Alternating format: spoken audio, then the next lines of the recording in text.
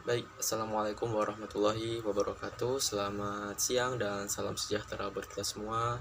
Perkenalkan, di sini nama saya Muhammad Rifki Setiawan, biasa dipanggil Riki. Saya kelas 12 MIPA 1, SMA Negeri 23 Batam. Di video kali ini saya akan menjelaskan mengenai pelajaran bab 2 biologi, yang termasuk juga tugas, yang dimana di sini kita nantinya akan membahas sistem metabolisme.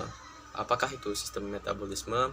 Yaitu suatu rangkaian reaksi kimia yang terjadi pada dalam tubuh kita, dalam tubuh makhluk hidup, semisalnya seperti proses pencernaan. Nah, seperti itulah kira-kira proses metabolisme. Nah, metabolisme itu sendiri dibagi menjadi dua, yaitu ada katabolisme dan anabolisme. Yang dimaksud dengan katabolisme itu adalah penguraian, sedangkan anabolisme merupakan penyusunan. Nah, seperti apa katabolisme dan anabolisme ini? Baik, tadi sudah dijelaskan apa yang dimaksud dengan metabolisme itu sendiri, yang merupakan serangkaian reaksi kimia ya yang terjadi dalam tubuh makhluk hidup. Dan untuk metabolisme sendiri itu terbagi menjadi dua.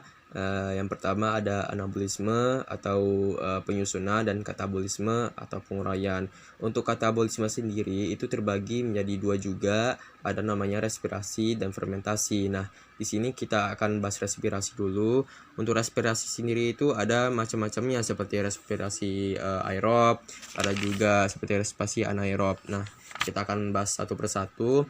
Pertama adalah respirasi aerob. Nah, respirasi aerob ini kan merupakan bagian dari katabolisme yang merupakan penguraian senyawa kompleks menjadi senyawa-senyawa yang lebih sederhana. Nah, untuk respirasi aerob itu adalah respirasi yang memerlukan oksigen dari udara. Apa yang diuraikan dari respirasi aerob ini adalah C6H12O6. Apa itu C6H12O6? Itu adalah glukosa yang ditambahkan dengan faktor oksigen. Kemudian dia menghasilkan 6CO2 atau bagian dari karbon dioksida, dia dengan menghasilkan juga 6H2O itu air dan energi atau ATP. Energi inilah yang kita gunakan dalam beraktivitas sehari-hari. Nah, begitu. Kemudian apa sajakah yang terjadi dalam tahapan respirasi ini? Apa saja yang ada di tahapan respirasi aerob ini? Yaitu pertama ada glikolisis, kedua ada dekarbosilasi oksidatif, yang ketiga ada siklus Krebs, dan yang keempat ada transport elektron. Nah, bagaimana cara kita mudah mengingat atau menghafal keempat tahapan yang ada dalam respirasi tersebut? Yaitu sudah dibuat nih singkatannya. Jadi G untuk glikolisis, DO untuk dekarbosilasi oksidatif, REP untuk siklus Krebs, dan terakhir POR untuk transport elektron. Nah, kita bahas lagi nih apa yang dimaksud dengan glikolisis atau G. Merupakan proses pengubahan molekul glukosa menjadi asam pirufat dengan menghasilkan NADH dan ATP atau energi. Nah, apa saja bahan yang digunakan untuk penguraian dalam tahapan respirasi glikolisis ini? Tentu saja bahannya adalah glukosa.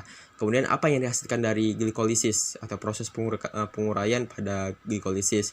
Yang dihasilkan itu adalah 2 dikali aspinat. Apa itu aspinat? Itu merupakan kepanjangan dari 2 asam pirufat, 2 ATP, dan 2 NADH. Jadi cara mudah kita menghafal ya hasil yang dihasilkan dari penguraian glikolisis ini. Kemudian kedua adalah DO atau dekarbosilasi oksidatif, yang merupakan aspi yang diubah menjadi asetil COA dengan menghasilkan NADH dan melepas CO2. Bahan apa yang digunakan dalam proses dekarbosilasi oksidatif? Apa yang diuraikan?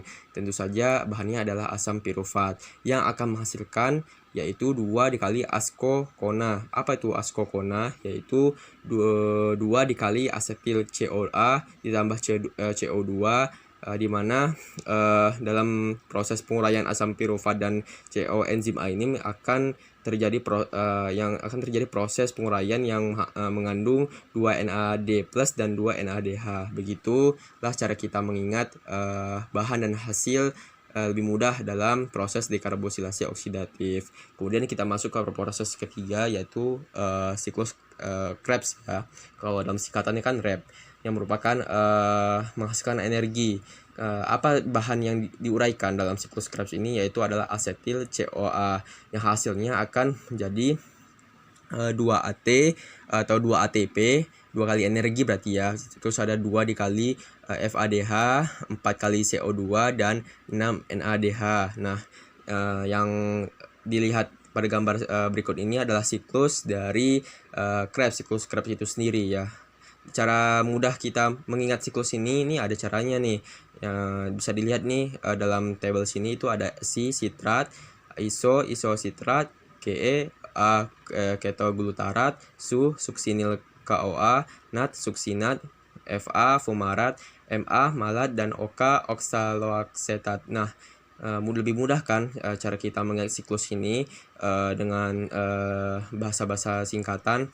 Nah, kemudian yang terakhir tahapan proses pada respirasi, yaitu adalah transfer elektron, yang merupakan serangkaian proses mengoksidasi ADH dan NADH dari proses sebelumnya. Yang merupakan proses sebelumnya itu kan tadi kan itu berarti siklus Krebs. Jadi kan diambil satu NADH yang akan menghasilkan 3 ATP atau energi, yang diambil satu FADH yang akan menghasilkan 2 ATP atau 2 energi. Bahannya apa saja? Bahannya adalah 10 NADH dan 2 FADH. Hasilnya yang dihasilkan adalah 34 ATP atau energi. Nah, kira-kira seperti itulah proses dari respirasi aerob. Sekarang kita akan lanjut ke proses respirasi anaerob. Nah, untuk proses respirasi anaerob ini adalah merupakan respirasi yang tidak memerlukan O2. Sebelumnya kan kalau respirasi aerob itu kan respirasi yang memerlukan unsur oksigen ya dari udara begitu. Nah, apa yang terjadi? Apa saja proses yang terjadi pada respirasi aerob ini? Pertama adalah fermentasi. Di sini kita ambil contoh itu fermentasi asam laktat. Nah, di sini proses fermentasinya dari glukosa atau di sini glukosa itu rumus kimia itu kan C6H12O6 yang akan diuraikan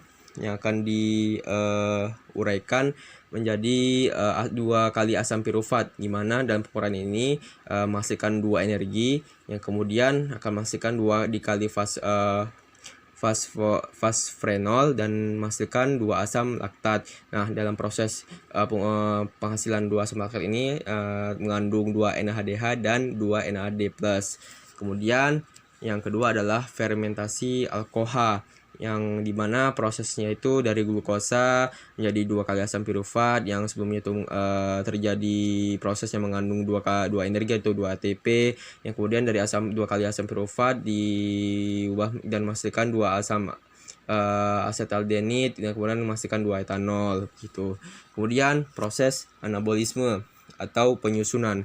Tadi kan sebelumnya kita sudah bahas proses katabolisme yaitu penguraian menjadi senyawa-senyawa lebih sederhana. Sekarang kita masuk ke anabolisme yaitu penyusunan. Anabolisme itu merupakan proses penyusunan senyawa kompleks dari senyawa yang lebih sederhana. Jadi penyusunan dari senyawa yang istilahnya itu sempurna kompleks dari senyawa yang lebih sederhana. Jadi senyawa yang lebih sederhana itu digabungkan, disusun jadi senyawa yang lebih kompleks begitu. Apa saja yang proses yang terjadi pada anabolisme itu? Pertama, contoh simpelnya adalah fotosintesis, di mana ini bisa dilihat proses fotosintesis yang umum ya, yang diketahui banyak orang, di mana yang membutuhkan karbon dioksida dan air yang akan menghasilkan menjadi glukosa dan oksigen. Ya, ini dari gelap ke terang. Dari karbon dioksida menuju glukosa itu titik gelapnya, kemudian air menjadi oksigen itu bagian terangnya. Nah, seperti itulah kira-kira proses dari anabolisme itu sendiri. Baik, sekian dari penjelasan video saya mengenai materi pembelajaran yang merupakan tugas juga tentang metabolisme di pelajaran kelas 12 MIPA bab 2. Lebih kurangnya mohon maaf. Saya akhiri dengan wassalamualaikum warahmatullahi wabarakatuh.